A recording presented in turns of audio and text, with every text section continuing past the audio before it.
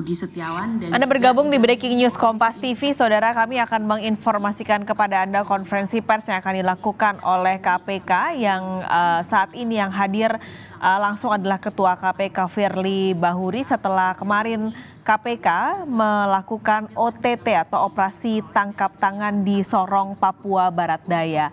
PJ Bupati Sorong Yan Pietmoso menjadi tersangka juga yang ditangkap KPK. Kita akan langsung mendengarkan pernyataan dari Firly Bahuri.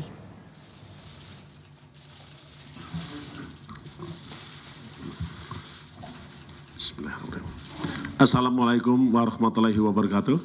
Selamat pagi, salam sejahtera untuk kita semua. Om Swastiastu, Salam, Namo Buddhaya, Salam Kebajikan.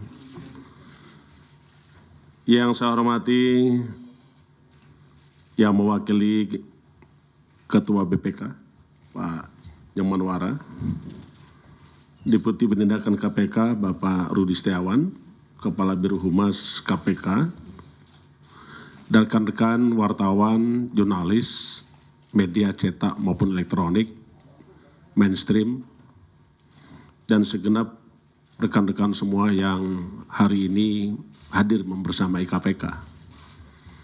Pertama-tama tentu kita sampaikan ucapan puji syukur kepada Allah SWT Tuhan Yang Maha Esa atas rahmat hidayah dan karunia-Nya kita diberikan kesehatan, keselamatan di dalam wujud pengabdian kita kepada masyarakat bangsa negara. Saya tidak pernah henti-hentinya menyampaikan ucapan apresiasi dan penghargaan kepada semua pihak dan segenap anak bangsa dimanapun berada atas peran andil besar membersama KPK dalam upaya pemberantasan tindak korupsi sampai pada suatu saat bahwa Indonesia betul-betul bebas dari korupsi. Penghargaan yang sama kami sampaikan juga kepada rekan-rekan media yang telah memberikan andil besar di dalam upaya mencerdaskan kehidupan bangsa sesuai dengan amanat Undang-Undang Dasar Negara Indonesia tahun 1945 yang salah satunya adalah mencerdaskan kehidupan bangsa. Segenap anak bangsa dimanapun berada yang saya hormati, pada pagi hari ini tentu kita semua sudah mengikuti apa kerja-kerja KPK di dalam upaya pemberantasan korupsi. Dari sepanjang jalan kerja KPK, tepatnya kemarin hari Minggu, KPK telah melakukan upaya tindakan tangan terhadap para pihak yang melakukan tindak pidana korupsi di salah satu kabupaten provinsi di Papua Barat. Kondisi ini tentu kita semua terpanggil dengan penuh rasa keprihatinan.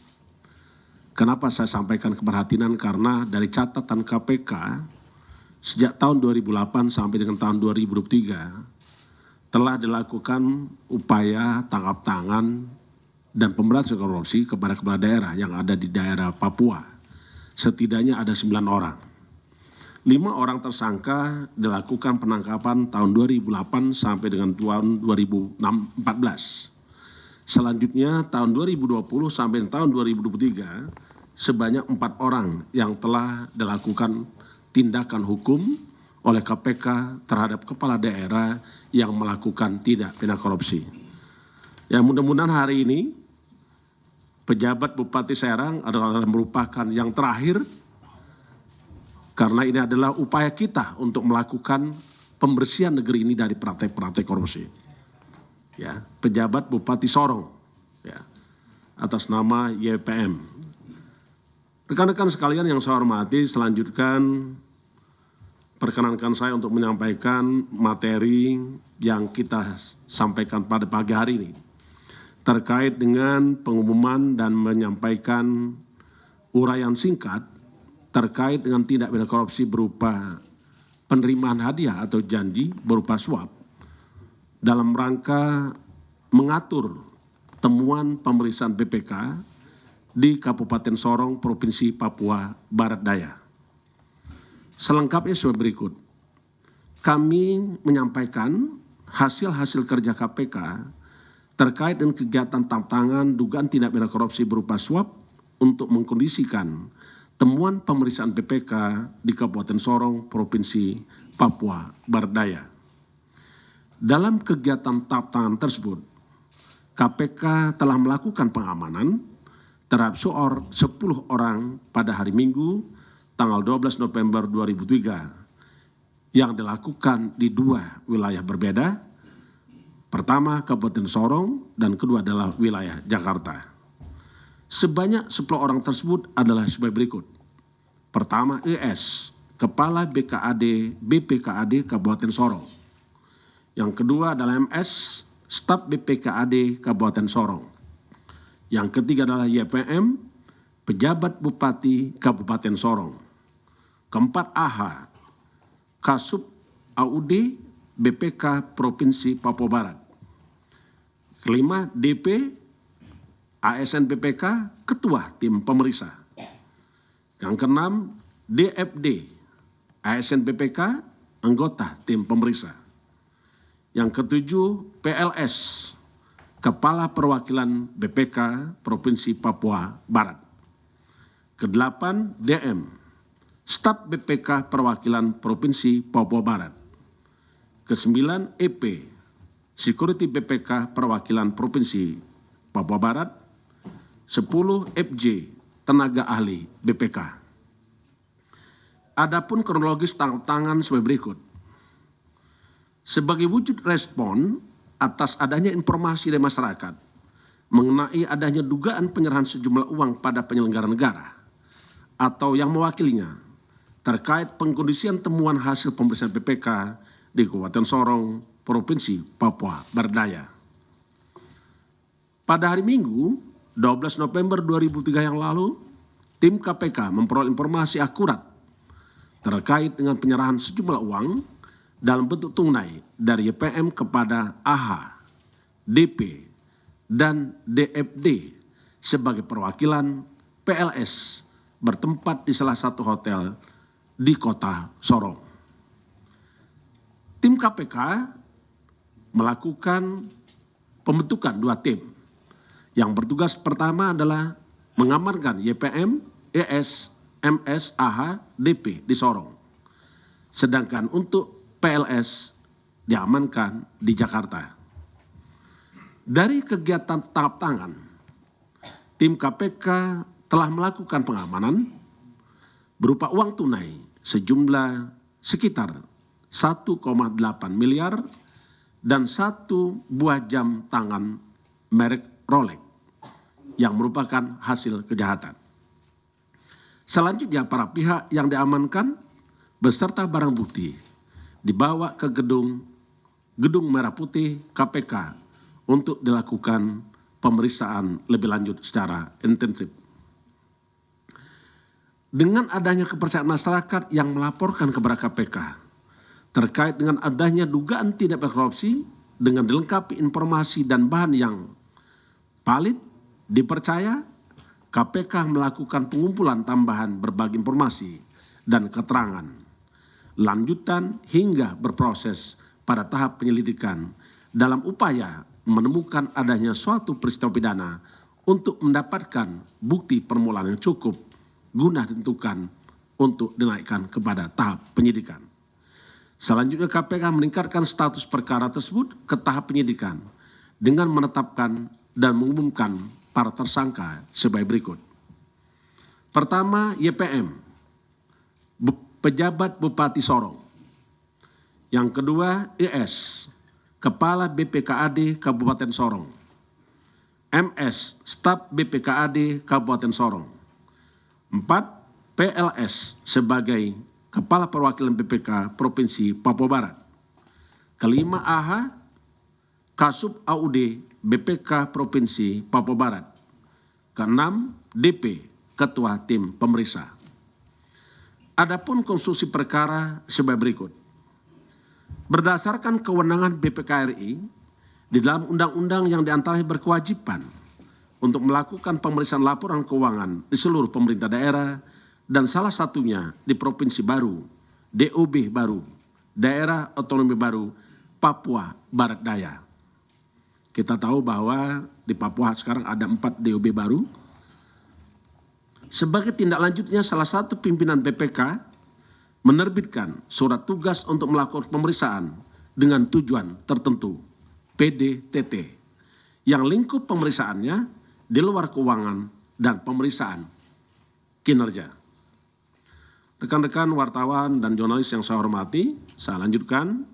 Di dalam surat tugas tersebut, komposisi personil yaitu PLS sebagai penanggung jawab, AH selaku pengendali teknis, DP selaku ketua tim untuk melakukan pemeriksaan kepatuhan atas belanja daerah tahun anggaran 2022 dan 2023 pada pemerintah daerah Sorong dan instansi terkait lainnya di AIMAS termasuk Provinsi Papua Barat Daya.